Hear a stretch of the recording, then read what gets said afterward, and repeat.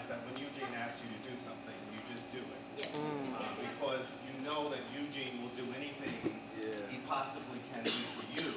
So there's no excuse or reason that you could give yourself not to do something for him. Amen. Now, when Eugene mentioned speaking, he indicated that the topic had to do with evolving. And, in thinking about it, I said, one of my beliefs is that there are no accidents. That's right. And so that in my life, I'm dealing with a lot of evolution in itself. One of the things I realized is that evolving is instinctual, that we're born evolving. So that when we try to avoid it, really we're going against our nature. If you think about it, when a baby is born, a baby understands automatically how to start crawling, how to start walking, how to start eating, how to start learning languages.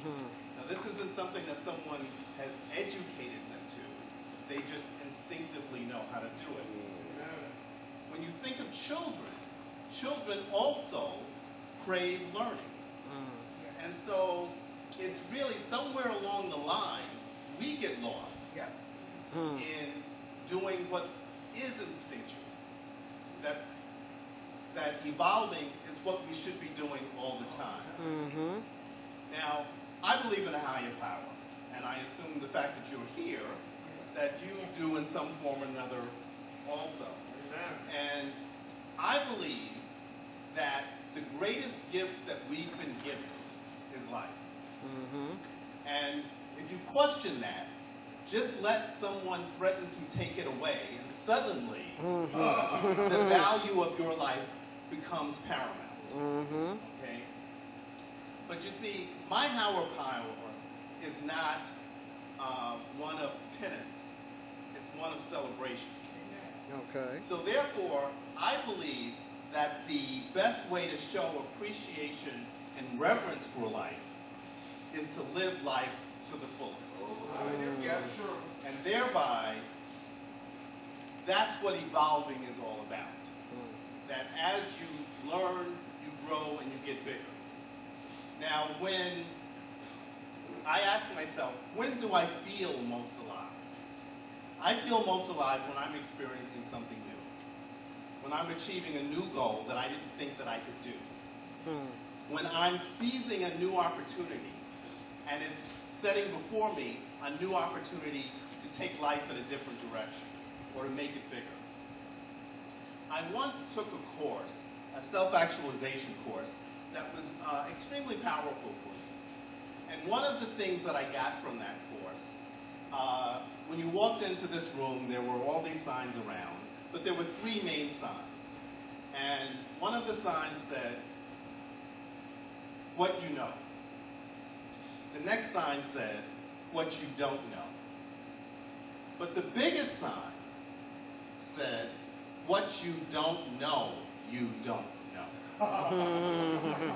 And suddenly that got me to thinking. Up until then, I'd always looked at it as, this is what I know, this is what I don't know, and let me go on from there. But I realized that evolving is the process of continually learning, including learning what I don't know, I don't know. And it's in that area of where I don't know what I don't know is the greatest aspect of life. Because that's where the gifts really are. Now, in today's environment, we're so obsessed with a youth-orientated culture. But if you think about it, evolving is what keeps you young. Because every time you take on something new, every time you reinvent yourself, every time you seize a new opportunity, it's a new opportunity to reset yourself and to be a new you. And that's what keeps you young. I would suggest to you the importance of always striving to be the you that you respect and get excited about. Okay. Be the you that you want to be. Live the life that you want to live, and not the life that others choose for you. I know that's right. I know that's right. So often, that's exactly what we do. We wake up thinking, what is everybody else thinking? What are they going to say? What are they going to do? As opposed to thinking about what you want in your life. What do you spend the most of your time doing? Is it worrying about what other people think, or is it worrying about how you can do the things that you want to get done? Now, I'm an observer of people, and one of the things that I've noticed is that the people that seem most content are those that are deliberate and have a clear sense of purpose. That they focus on others as opposed to worrying about themselves. That they're happy with themselves. That they relish life and they have a positive attitude. There's nothing worse to me than a person with a negative attitude, because they don't want to be happy and they don't want you to be happy along with them. Who is your strongest ally other than your higher power? And I think that that's something that we all tend to forget. There's somebody that's always with you, is the person that has to pick you up when you're down, is the person that has to deal with the good, the bad, and the ugly. Now, to me, that person should be your best friend. Amen. Who is that person? It's you. The question is, what kind of friend are you to your best friend? Okay. Do you keep your word to yourself? All right now. Do you believe in you? Are you proud of you? Do you hold yourself to be the best you can be? Do you enjoy your own company? If not, evolve. Amen. Have faith in yourself and your higher power. You know, faith is something that we like to talk about, but do we really live it? When you're really living it, you realize I'm where I need to be. Experiencing what I need to experience to prepare myself to be who I want to be.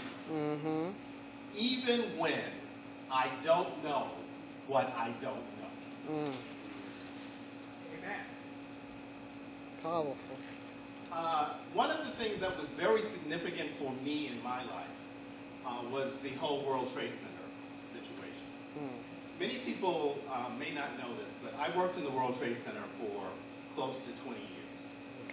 And it just so happens that shortly before 9/11, I had gotten a promotion and I had moved from the World Trade Center to New Jersey, work-wise. But because of a lot of transitioning that was going on, I was still spending a lot of time there. Now, that particular morning, I had plans, because I had to be back for a meeting in the building, to have breakfast with people that I work with. And when we had breakfast, we always went up to Windows of the World, which was on the 10th floor. 10th floor. And we would have breakfast there. And if you didn't know it, if you worked in the building, they gave you a huge discount and all this and that. So it was a good breakfast, and we would spend a lot of time up there. That particular morning, which had never happened before, for whatever reason, everything I did went wrong. I could not move fast enough. Every time I spilled things on myself, I forgot something, it just kept happening over and over. And finally I said, look, I'm just not going to go. I'll call them and let them know, here, I have this other meeting to go to. I won't go. Wow. Hallelujah. Now, as I was calling them on the Jersey Turnpike, suddenly the traffic stops. And everybody's getting out of their cars and looking. And I'm like, well, what's going on? Is the world going crazy? That's when the second plane hit, because they were looking at the first one when I got out. one of the things that taught me was that when you are highly favored and you're doing what you need to do, Say that. Say that. you will be where you need That's to be. right. That's right. That's right. So powerful. So now, that changed my way of looking at things. Absolutely. I will tell you, one day I was running for a plane, and there was the whole security line and everything, and I'm trying to push my way through and get there. And when I get to the thing, they tell me they had just given away my seat to someone else. I started to, and then I said, no, I'm not supposed to be on that plane. Okay. I don't care where that plane's going. You ain't supposed to be on there. That's right. And that's the way I look at life now. Mm-hmm. I believe it's important to prepare yourself, learn what you need to know to be who you want to be. Don't get stuck and complacent. Being stuck and complacent is what keeps us from being who we want to be. Don't get caught up, because the reality is, it's not them, it's you. Amen. The person that can control your life is you. Okay. Amen. I needed to The person hear that's that. not doing what you need to do Is you. Yes. Don't block your blessings.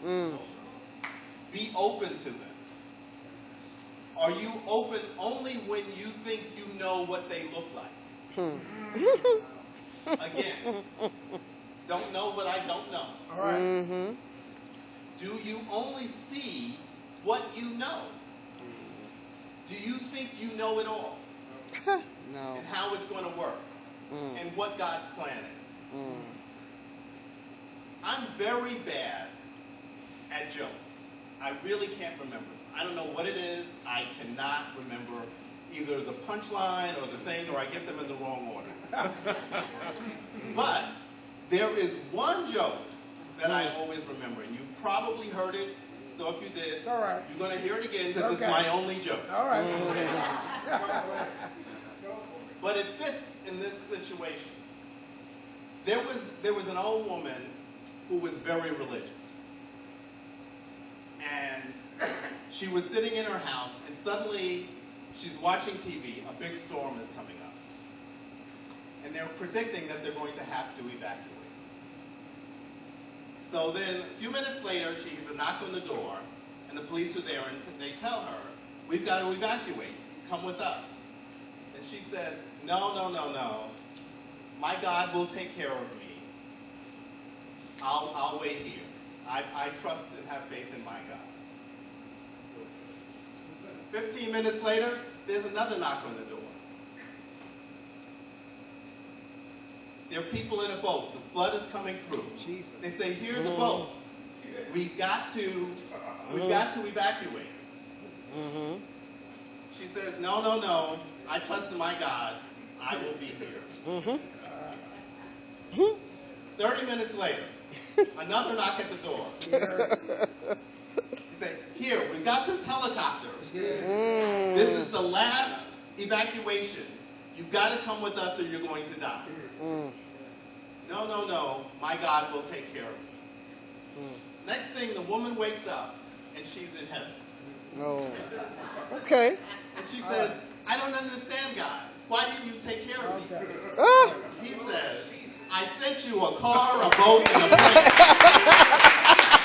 And you still wouldn't come. Again, what we don't know, we don't know. Amen. And we're looking for it to look a certain way. Okay.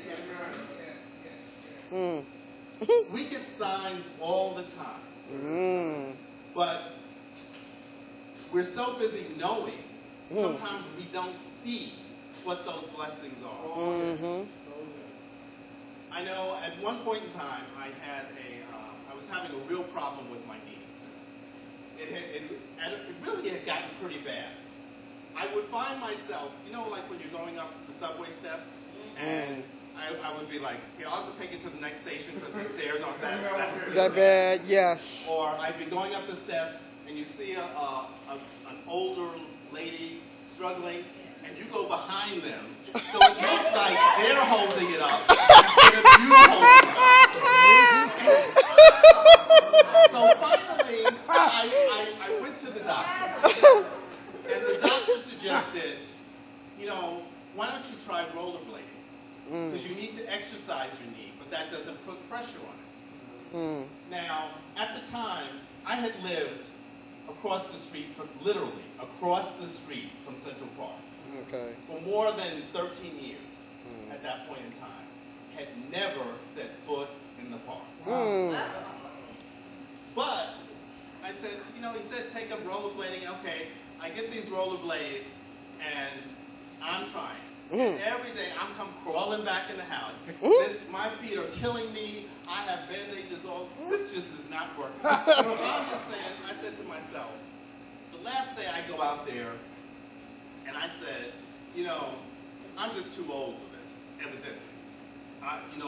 The time has passed. I don't know what this woman was talking about.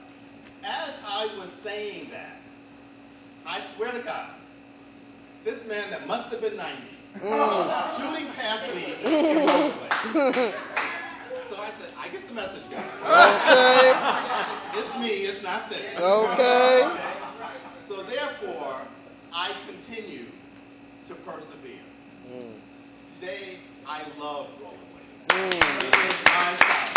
And by the way, I no longer have any knee problems.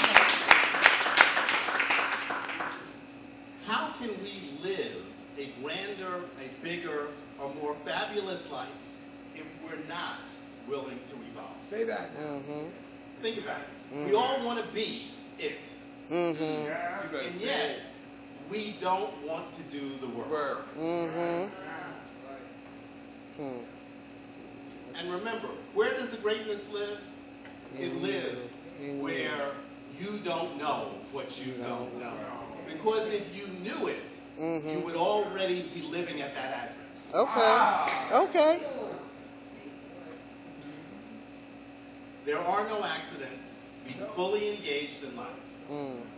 Learn what you have to learn from situations that you're in. Be ready for your aha moments. Because they happen all the time. The problem is we're not listening. So true, so true.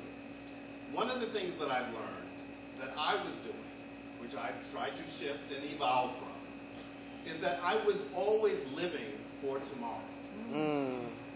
It was one of those situations, well, when I retire, I'll do this. When I get the time, I'll do that. One day I will do this. I realized I had lived in a place for 10 years, and I had been painting for 10 years. I had been unpacking for 10 years. Because there didn't seem to be the time to do today what was going to be so significant tomorrow. So there are a few things that I call herbisms that I try to include in my life.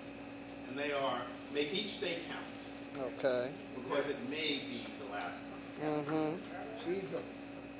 Put on your own mask before you try to help others. And what I mean by that is,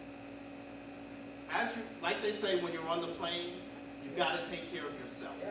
If you can't take care of yourself, you can't take care of anybody else. And that's what we too often forget. We're so busy helping others. That's right. We're not helping That's ourselves. right. That's right. That's right. That's right. Treat yourself like your best friend.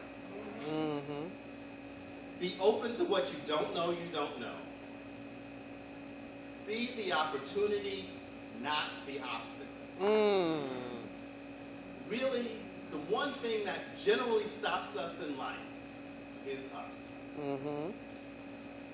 I have experienced that every time I set my mind to do something, it was doable. What wasn't doable, what made it not doable, was that I didn't believe it could happen. Refine, review, and analyze your support network and friends. Continually. What I mean by that is, if you want to take yourself to a higher place, are these the people to bring with you? Okay. Or are they the ones that are holding you back? Because so often there are people that don't want you to evolve because they don't want to evolve. Say that. They are comfortable with you being who you are. I know them. I know them by name. I know them. Yes, I do. Live for you, not for others. Don't fear failure. I have learned more on things that didn't go right than I've ever learned from things that did. That's right. Okay. Look at every opportunity as just that, an opportunity to learn more. Just like I thank Eugene for this opportunity. Amen. Because hopefully this meant something to you. Yes. It certainly meant something to me. Yes. Yes.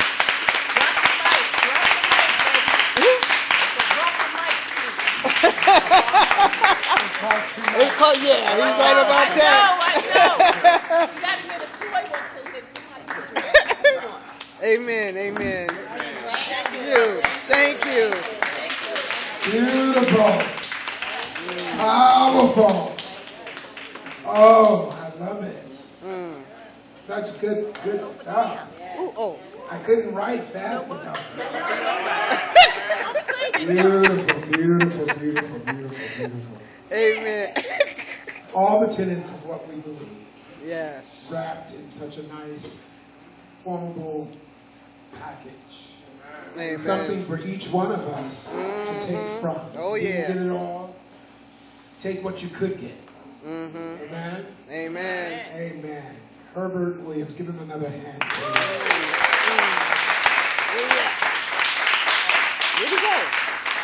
I appreciate it, but I don't want anybody to go looking. I was not over all of Verizon. I was over a department. That's all right. You are big Verizon, so that's good enough. Absolutely. You could have been with those principles, that's for sure. Yes, definitely. Amen. Because those are definitely the principles that I live by and that are the principles towards success. We've been teaching that for now almost 24 years, a quarter of a century.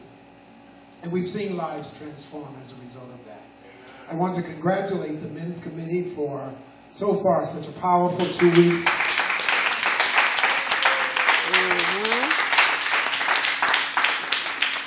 You know, we had it once upon a time, we had term limits to leadership. And Gene is always looking at me like, oh, you know what, Bishop, I think we're supposed to be, I just go the other direction. Hey, baby, how you doing? Everything all right? Come on, let's go.